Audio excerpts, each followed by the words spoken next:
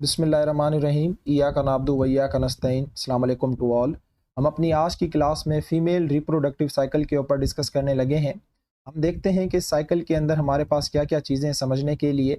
अच्छा, इस साइकिल को साइंटिफिकली दूसरा मेंस्ट्रुअल साइकिल भी कहा जाता है और ये साइकिल पीएमसी के पॉइंट ऑफ व्यू से बहुत ज़्यादा इम्पोर्टेंट है क्योंकि यहाँ से बहुत सारे पॉसिबल क्वेश्चंस बन सकते हैं। हम डिस्कस करते हैं। पहले मैं कोशिश करूँगा कि एक एनिमेटेड स्लाइड के ज़रिए आपको ये पूरा जो है साइकिल समझाने की कोशिश करूँ। फिर उसके बाद जो भी थ्योरी लिखी हुई है मेरी स्लाइड्स के अंदर जो मैंने आपकी बुक से बनाई है, तो फिर हम उसके ऊपर लास्ट में डिस्कस करेंगे।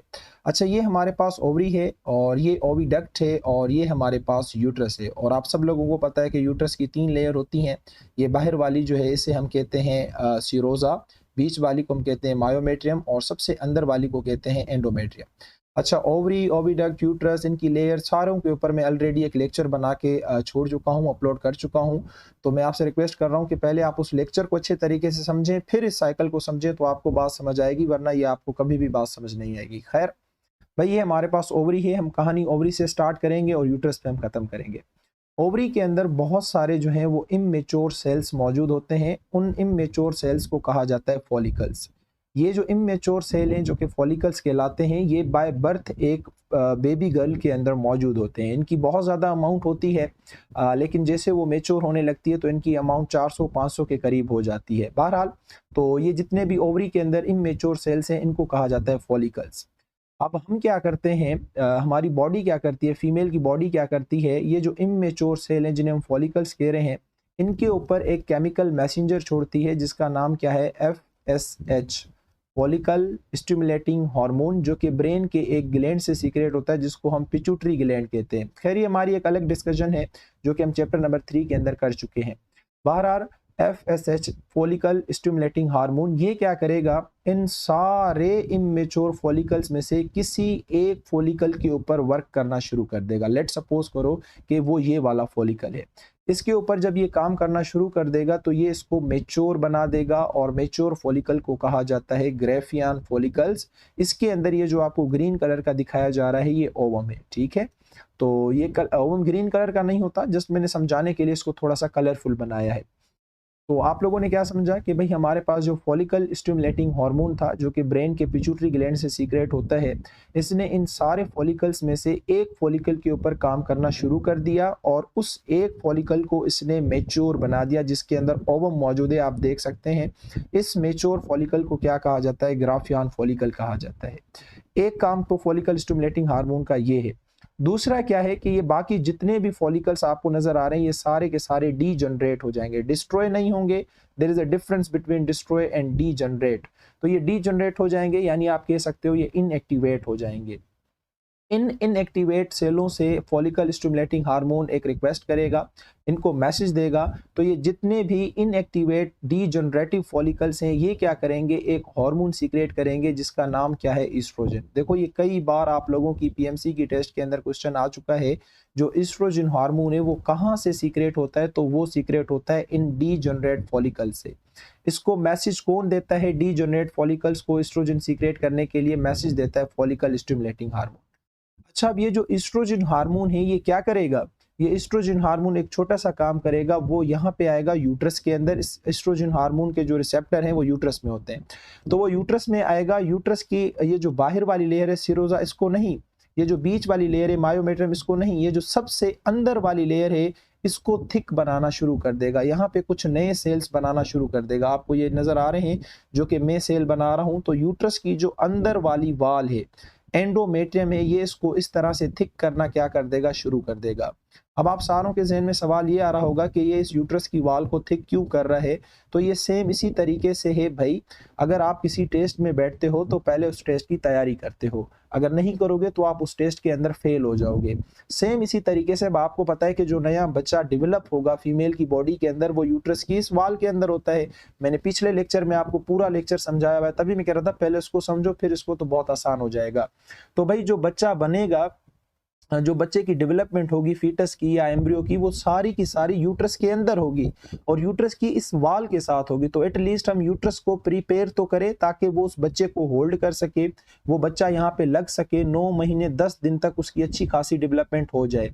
तो ये एस्ट्रोजन हार्मोन क्या करता है, इस यूट्रस की वाल को इस तरह से थिक करना शुरू कर देता है जैसा आप यहाँ पे देख रहे हैं, ताकि वो जो फीटस आके यहाँ पे लगेगा, जो जायगोट आके यहाँ पे लगेगा, जो एम्ब्रियो यहाँ पे लगेगा और 9 महीने 10 दिन जो अपनी डेवलपमेंट करेगा वो सक्सेसफुल हो जाए। अगर ये लाइनिंग नहीं होगी तो जायगोट यहाँ पे लग नहीं सकेगा और वो यहाँ से इस ओपनिंग से वेजाइना से निकल के बाहर चला जाएगा और इस तरह से हम कहते हैं कि फीमेल को अबॉर्शन हो गई है। तो ये भी एक रीजन होता है। बहरहाल वो तो मैं बाद में डिस्कस करूंगा कि क्या रीजन होते हैं।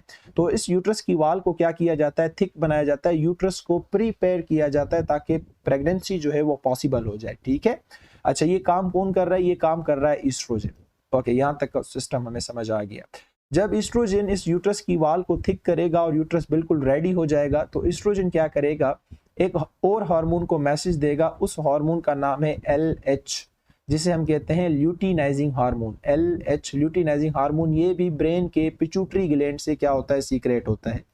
ये LH हार्मोन क्या करवाता है, ये करवाता है ओव्यूलेशन, OVULATION, ओव्यूलेशन। ओव्यूलेशन का मतलब क्या होता है, ओव्यूलेशन का मतलब ये होता है कि ये जो ग्राफियन फॉलिकल है इसको यहाँ से रप्चर किया जाएगा। देखो यहाँ से ये क्या हो जाएगा, रप्चर हो जाएगा। रप्चर होने के बाद ये ओवम इस ओवरी से रिलीज होके कहाँ पे आ जाएगा, इस जगह ओविडक्ट में आ जाएगा। देखें ये आ गया ओविडक्ट के अंदर। ठीक है, तो ओवरी से ओवम का रिलीज होना और ओविडक्ट में आ जाना, ये प्रोसेस कहलाता है ओव्यूलेशन।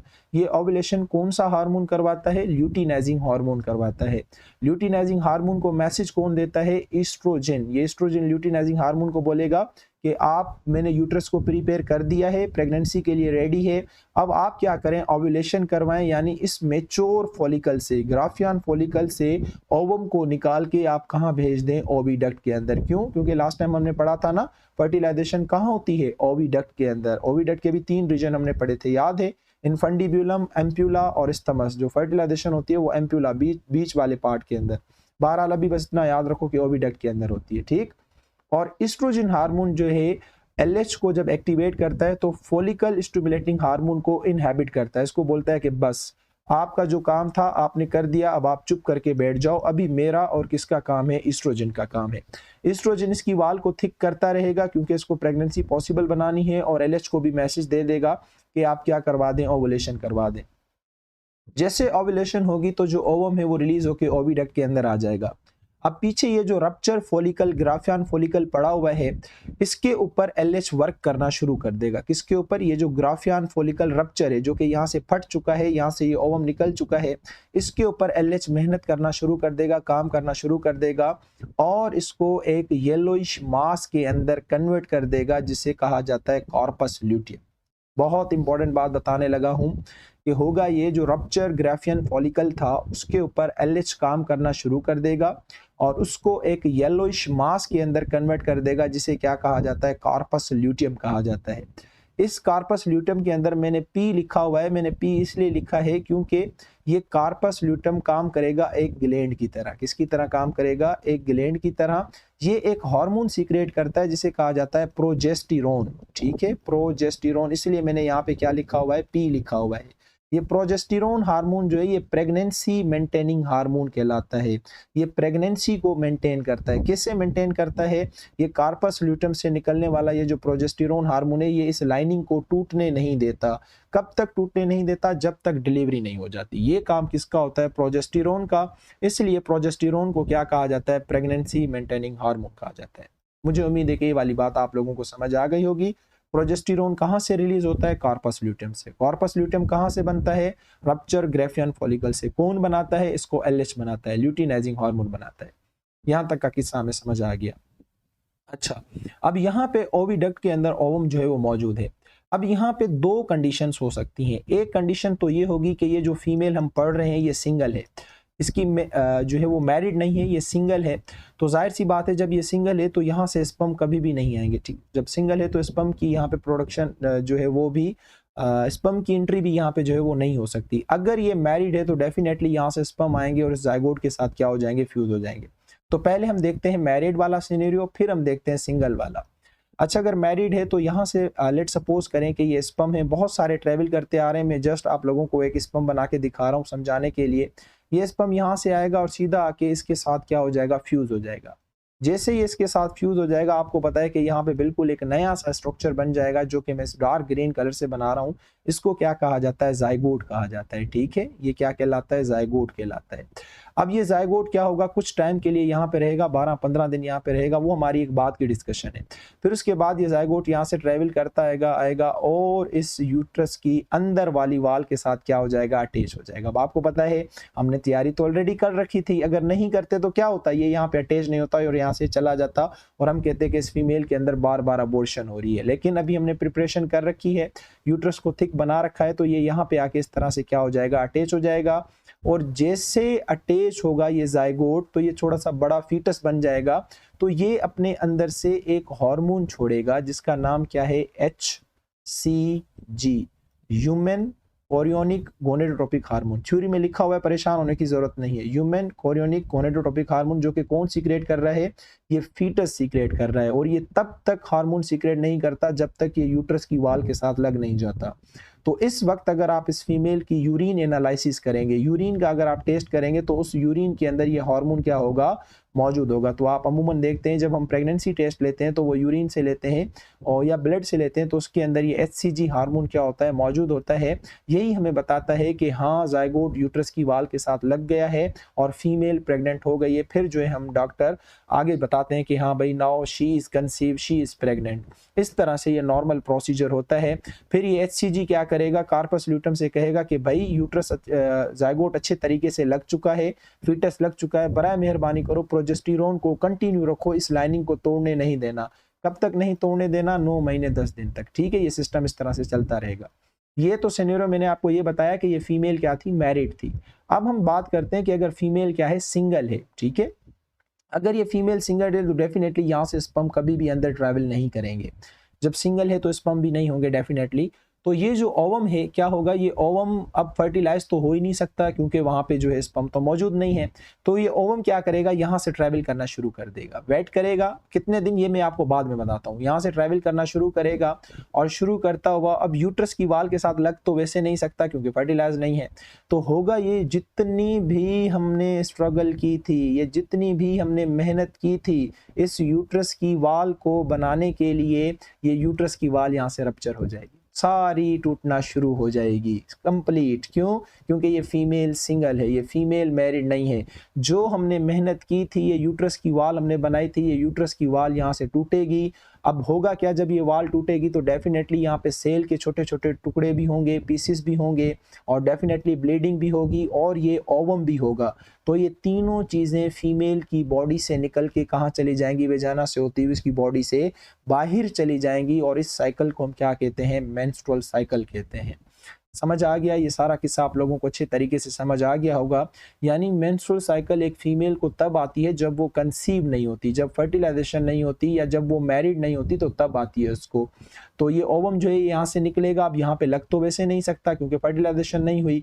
और ये जो इतनी मेहनत से हमने सेलों ने, इन हार्मोनों ने मिलकर ये यूट्रस की वाल बनाई थी, ये सारी यूट्रस की वाल यहाँ से क्या होगी, रप्चर होगी। रप्चर होने के बाद ब्लड, ये सेल के डेब्रिस, म्यूकस यहाँ पे मौजूद होगा, ये ओवम मौजूद होगा, ये चारों पांचों चीजें फीमेल की बॉडी से बाहर चली जाएंगी in the form of blood. और इस प्रोसेस को कहा जाता है कि now female is in menstrual cycle, कि फीमेल जो है वो किस में, मेंस्ट्रुअल साइकिल में है। अच्छा देखो, सबसे पहले क्या हुआ कि चेंजेस आई ओवरीज के अंदर। तो ओवरीज के अंदर जब चेंजेस आ रही हैं तो इसे कहा जाता है ओवेरियन साइकिल। फिर चेंजेस आई किसके अंदर, यूट्रस के अंदर, इसे कहा जाता है यूट्राइन साइकिल। और अब इस यूट्राइन साइकिल को और इस ओवेरियन साइकिल को मिला के कहा जाता है मेंस्ट्रुअल साइकिल। ठीक है, अब हमने सिर्फ क्या देखना है कि ये जो काम हो रहा है ये कितने कितने दिनों में हो रहा है, ब्लीडिंग कितने दिन में हो रही है, फॉलिकल कितने दिन में बन रहे हैं, कार्पस ल्यूटम कितने दिन में बन रहा है, ओव्यूलेशन कितने दिन में हो रही है। अब हमने जस्ट ये देखना है। बाकी एक जो बड़ा कॉन्सेप्ट था हार्मोन्स वाला, जितना भी, वो आप लोगों को अच्छे तरीके से मैंने समझा दिया भाई। इससे आसान करके मैं आप लोगों को नहीं समझा सकता। ओके, अब हम चलते हैं इसकी थ्योरी की तरफ। तो ये कहते हैं बिफोर प्रेगनेंसी, प्रेगनेंसी से पहले, एक मिनट में मार्कर लाल ले लूं, before pregnancy there are some changes, कुछ चेंजेस आती हैं यूट्रस के अंदर प्रेगनेंसी को पॉसिबल बनाने के लिए। और ये पूरा काम जो मैंने आपको बताया ये होता है 28 दिनों के अंदर, पिछला पूरा काम। तो ये जो मंथली चेंजेस आ रही हैं इनको मिला के मेंस्ट्रुअल साइकिल कहा जाता है।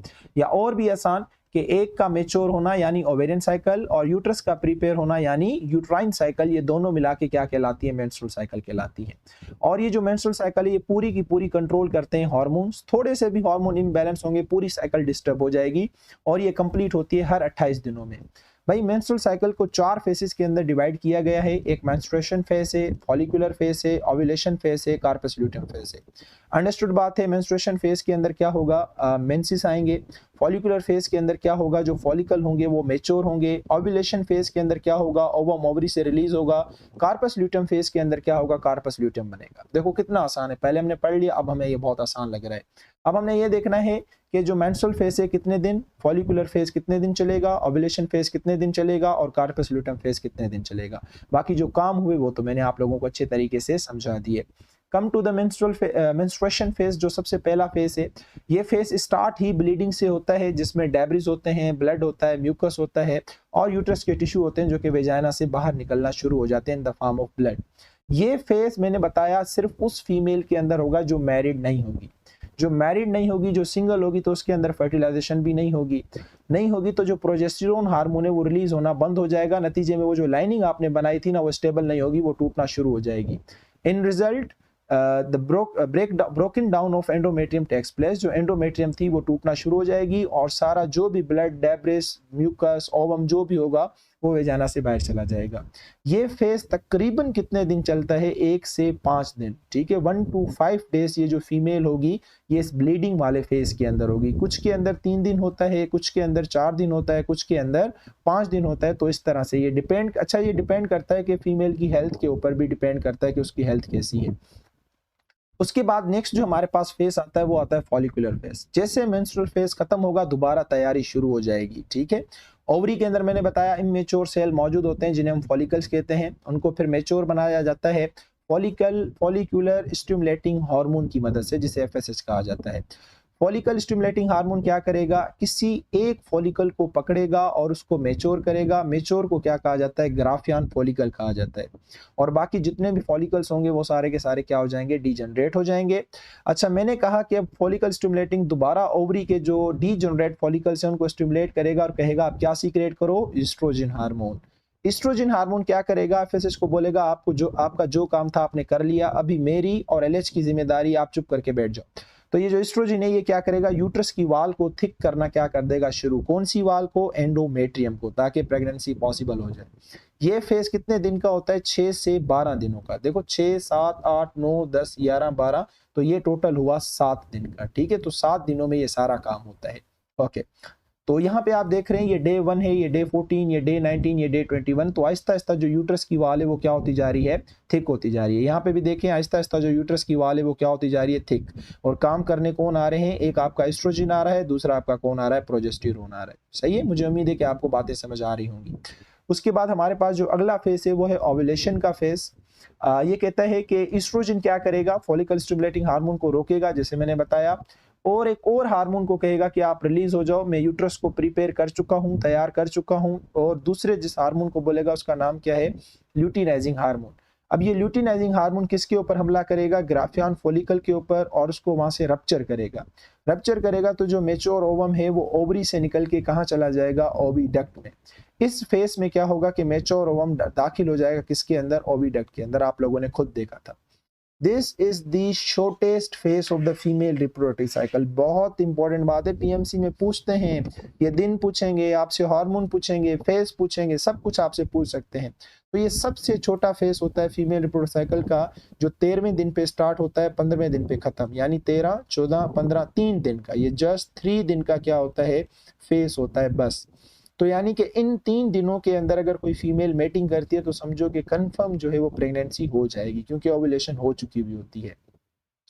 ये एक रियल वाली इमेज है ओवरी के अंदर, आप देख सकते हैं ये पूरा का पूरा जो है पहले इमेच्योर है, फिर इमेच्योर, यहाँ पे ये मैच्योर ग्राफियन बन गया है, यहाँ पे ये ओवम बाहर निकल रहा है, ओव्यूलेशन हो रही है और इस तरह से ये पूरा येलोइश क्या बन गया है, पीछे मास बन गया है। इस येलोइश मास को क्या कहा जाता है, कार्पस ल्यूटियम कहा जाता है। सही है। अच्छा, फिर हमारे पास जो अगला फेस है वो है कार्पस ल्यूटियम फेस, और मैंने आपको बताया कि इस फेस के अंदर जो ल्यूटिनाइजिंग हार्मोन है वो रप्चर ग्राफियन फॉलिकल के ऊपर काम करेगा और उसको येलोइश मास के अंदर कन्वर्ट कर देगा, जिसका नाम क्या है, कार्पस ल्यूटियम। अब ये जो कार्पस ल्यूटियम है ये किसकी तरह काम करेगा, एक ग्लैंड की तरह काम करेगा और एक हार्मोन सीक्रेट करेगा जिसका नाम क्या है, प्रोजेस्टेरोन। अब ये जो प्रोजेस्टेरोन है ये उसको बोलेगा, जो यूट्रस की वाल जो हमने थिक की थी उसको बोलेगा अब आपने टूटना नहीं है। क्यों? क्योंकि फर्टिलाइजेशन हो चुकी है और जो फीटस है वहां पे लग चुका है और वो एक हार्मोन भी सीक्रेट कर रहा है जिसका नाम क्या है, ह्यूमन कोरियोनिक गोनेडोट्रोपिक हार्मोन, जिसकी मदद से हमें पता चलता है कि फीमेल प्रेग्नेंट हो चुकी है। और यही हार्मोन बार बार प्रोजेस्टेरोन को कहेगा कि भाई अब आपने हिम्मत करनी है और इस वाल को टूटने नहीं देना है। Progesterone maintain the endometrial lining and sustain the pregnancy. यहाँ पे लिखा हुआ है, मैंने आप लोगों की आसानी के लिए हर चीज में लिख देता हूँ कि एंडोमेट्रियल लाइनिंग को क्या करेगा, मेंटेन करेगा और प्रेगनेंसी को सस्टेन करेगा, मेंटेन करके रखेगा। अगर मेच्योर ओवम फर्टिलाइज नहीं होता तो फिर क्या होगा, ये जो कार्पस ल्यूटम है ये आहिस्ता आहिस्ता गुम होना शुरू हो जाएगा। जब कार्पस ल्यूटम गुम होना शुरू हो जाएगा तो प्रोजेस्टेरोन सीक्रेट होगा नहीं। जब प्रोजेस्टेरोन सीक्रेट नहीं होगा तो ये लाइनिंग बनेगी नहीं, ये लाइनिंग टूटना स्टार्ट हो जाएगी, डीजनरेट्स, और फिर कार्पस ल्यूटम सुकड़ के बिल्कुल एक नई चीज बना लेता है जिसे कार्पस अल्बिकेंस कहा जाता है। मैं दिखाता हूँ आपको। इन रिजल्ट नतीजे में क्या होगा, जो प्रोजेस्टेरोन होगा वो क्या हो जाएगा, स्टॉप हो जाएगा, एंडोमेट्रियम की लाइनिंग टूट जाएगी और दोबारा से मेंस्ट्रुअल साइकिल स्टार्ट हो जाएगी। और this is the longest phase, सबसे बड़ा फेज होता है तकरीबन भी 16 से 28 दिन। अब आप हिसाब लगा लें, 16, 17, 18, 19, 20, 21, 22, 23, 24, 25, 26, 27, 28, 13 दिन का ये जो है फेज होता है। सबसे बड़े से बड़ा फेज ये होता है। पहला 5 दिन का था, उसके बाद दूसरा जो है वो 7 दिन का था, तीसरा जो है वो 3 दिन का था, लास्ट जो है वो 13 दिन का। इन सबको मिलाओगे तो आपके टोटल 28 दिन बन जाते हैं और इस तरह से ये पूरी मेंस्ट्रुअल साइकिल क्या हो जाती है, कंप्लीट हो जाती है। मुझे उम्मीद है कि बहुत सारी ऐसी चीज़ें होंगी जो आप लोगों ने समझी होंगी, अच्छे तरीके से पढ़ी होंगी।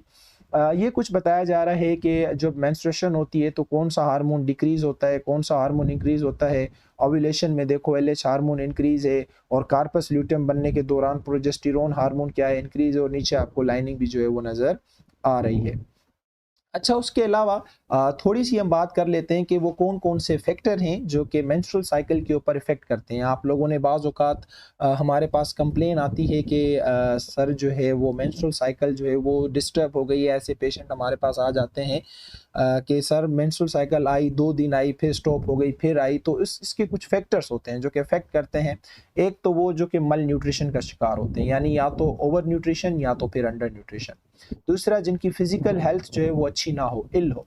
तीसरा, जो मेंटली स्ट्रेस में होते हों। और चौथा, वो जो फिजिकल एक्टिविटीज़, जो गर्ल्स फिजिकल एक्टिविटी करती हैं, जिमनेट्स होती हैं, एथलेट्स होती हैं, उनके अंदर जो है वो मेंस्ट्रुअल साइकिल अगर डिस्टर्ब हो जाती है तो इसका रीज़न क्या है। ये चारों चीज़ें क्या करती हैं, इन फैक्टर्स की वजह से जो हार्मोन्स हैं वो क्या हो जाते हैं, डिस्टर्ब हो जाते हैं।